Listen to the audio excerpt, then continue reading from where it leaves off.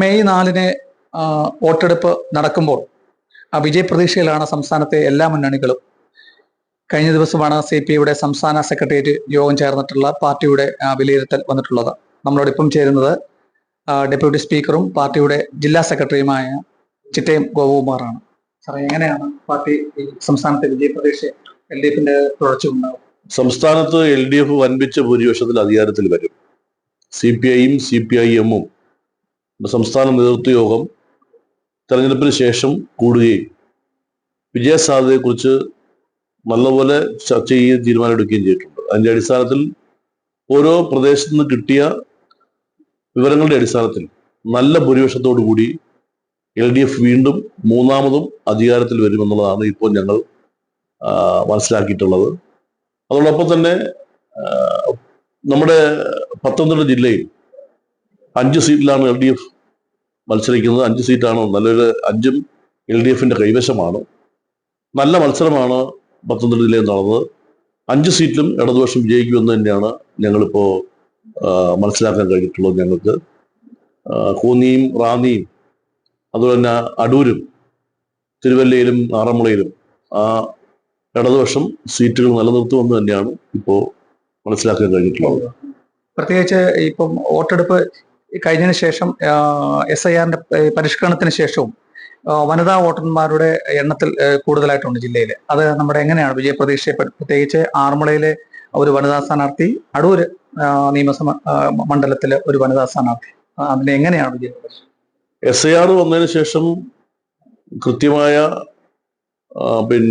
വോട്ടർമാരെ മനസ്സിലാക്കാനും അതിന്റെ അടിസ്ഥാനത്തിൽ പോളിംഗിൽ വലിയ വർധനവുണ്ടായിട്ടുണ്ട്. സ്ത്രീ വോട്ടർമാരാണ് കൂടുതലായിട്ടുള്ളത്. അത് ഇടതുപക്ഷത്തിന് അനുകൂലമായി മാറുമെന്ന് തന്നെയാണ് ഞങ്ങളുടെ പ്രതീക്ഷ. അപ്പോൾ ആറന്മുളയിലും അടൂരും വനിതാ സ്ഥാനാർത്ഥിയാണ് മത്സരിക്കുന്നത് ഇടതുപക്ഷത്തിന്റെ.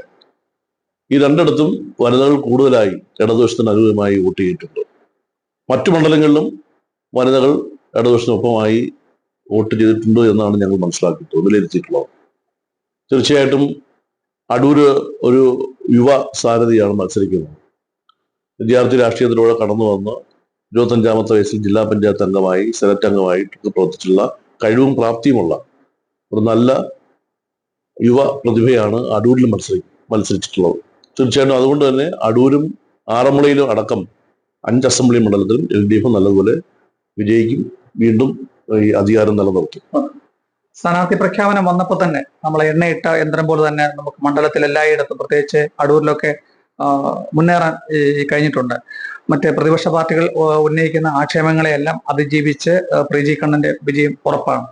തീർച്ചയായിട്ടും പ്രിജിയുടെ സ്ഥാനാർത്ഥിത്വം നിശ്ചയിച്ച അവസരത്തിൽ തന്നെ പ്രിജി മണ്ഡലത്തിലെത്തുകയും എല്ലാ മേഖലയിലും പോയി ആളുകളെ നേരിട്ട് കാണാനും പ്രചരണ പ്രവർത്തനം സജീവമാകാനും കഴിഞ്ഞു. UDF അവസാന നിമിഷം ആണ് UDFും BJP സ്ഥാനാർത്ഥിയെ പ്രഖ്യാപിച്ചത്. അപ്പൊ തീർച്ചയായിട്ടും ഇടതുപക്ഷത്തിന്റെ വളക്കൂറുള്ള മണ്ണാണ് അടൂര്. കഴിഞ്ഞ 3 ടൈം ഞാൻ MLA ആയിരുന്നു, 15 വർഷക്കാലം.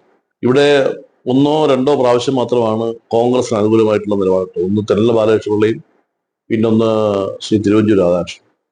അതിനു മുമ്പ് തെങ്ങോം ബാലകൃഷ്ണനും രാമലിംഗവും അതുപോലെ CP ആശാനും R ഉണ്ണികൃഷ്ണപിള്ളയും അടക്കം വിജയിച്ച മണ്ണാണ് അടൂര്.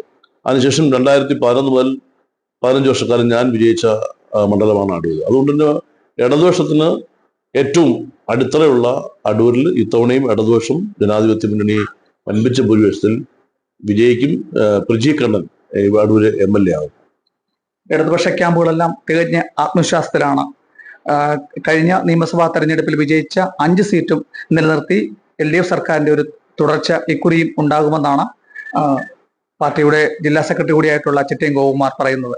കേരള വിഷൻ ന്യൂസിന് വേണ്ടി ക്യാമറാമാൻ പ്രദീപ് അങ്ങാടിക്കൊപ്പം പ്രസാദ് MJ, പത്തനംതിട്ട.